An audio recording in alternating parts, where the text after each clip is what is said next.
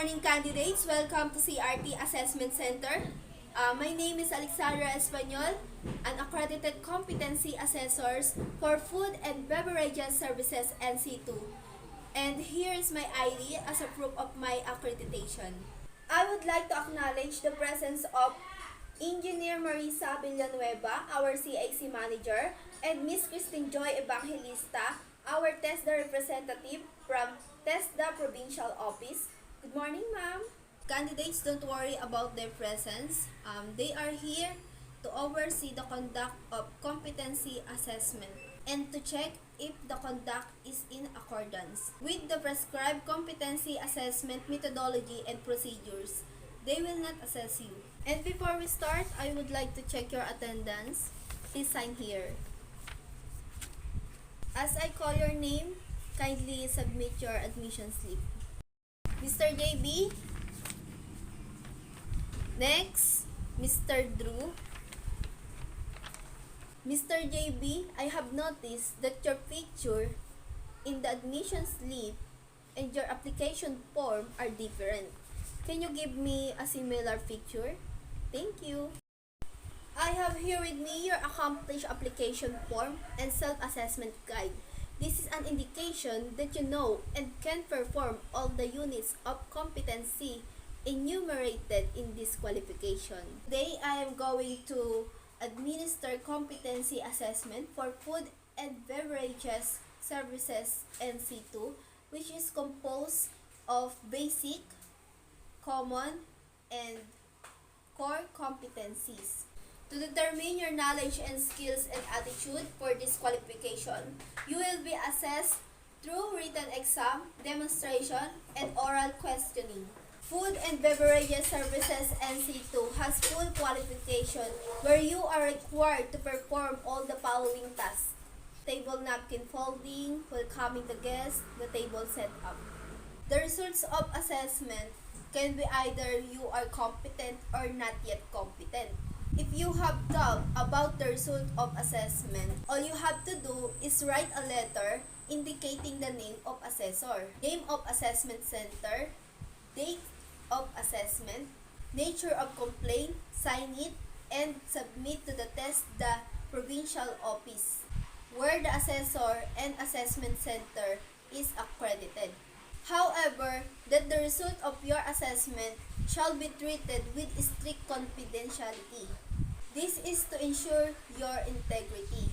The result will be only available for authorized. I request you candidates to refrain from giving away any form of information regarding the assessment process. If you have difficulty reading or understanding the given instructions, do not hesitate to inform me so I can read it or translate it for you. Does anyone here is not feeling well? None? For any other concern, just let me know so we can make necessary adjustment. Do you have any questions? In this center, we have different rooms. In this room is for written exam and oral questioning. Just outside is the waiting area. At the end of the hallway is our canteen, where you can take your meal during break. Next to it is our comfort room. For the demonstration, you are to perform them in the room next to this. Everything clear? Once the assessment has started, please refrain from asking questions. It is no longer allowed. Same with your cell phone, you are not allowed to use it during assessment. Just kindly put it off or silent mode. And food is also not allowed here inside the assessment area. Eating here is strictly prohibited. So any other concern? If none, I will give you a short break. Please come back after 10 minutes, okay? Welcome back.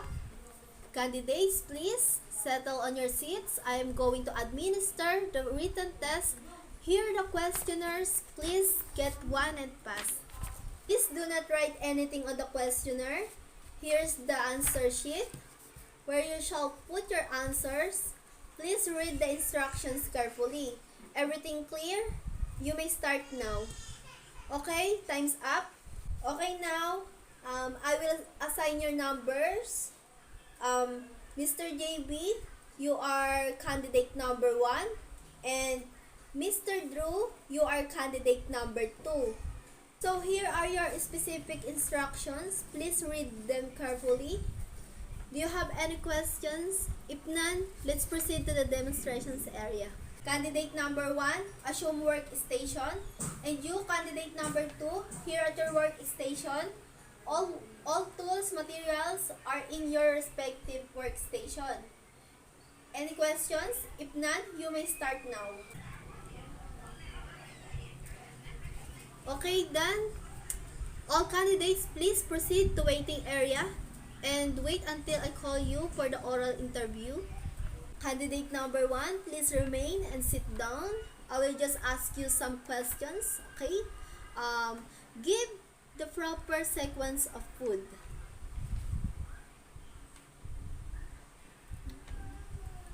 Okay, candidate number 1, thank you. Please sign this rating sheet. Kindly call candidate number 2. Okay, candidate number 2. Relax. You are done with the demonstrations. I will just ask you a couple questions. Okay, what is the 6th evaluation of wine?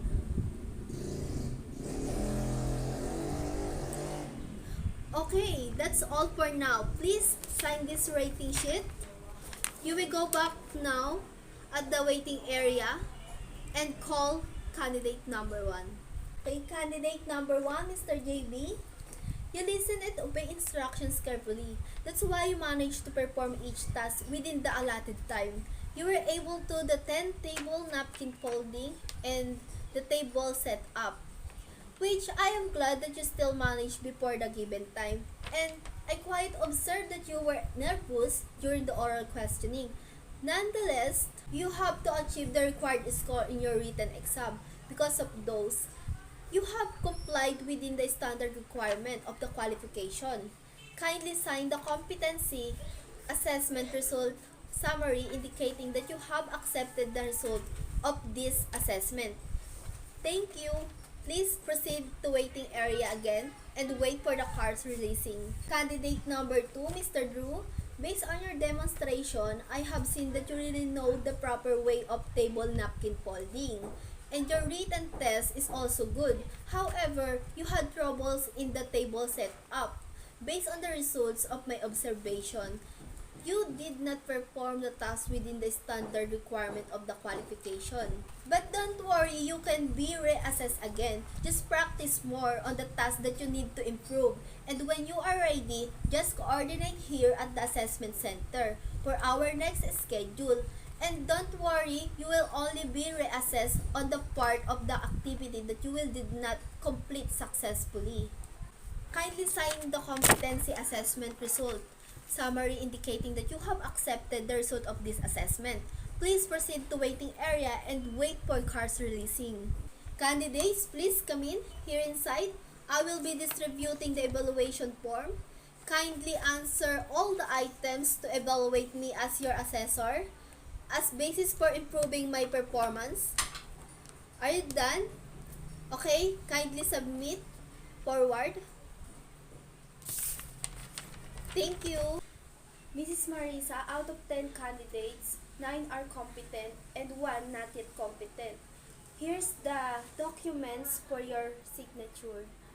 Okay, candidates, I have submitted the assessment result to the center manager. Your cards will be given to you later. For those who are competent, you may claim your national certificate at the TESDA provincial office after 5 working days. Bring with you your cards, passport size picture in white background and in collared shirt, and 50 pesos for the certification. Thank you and have a nice day.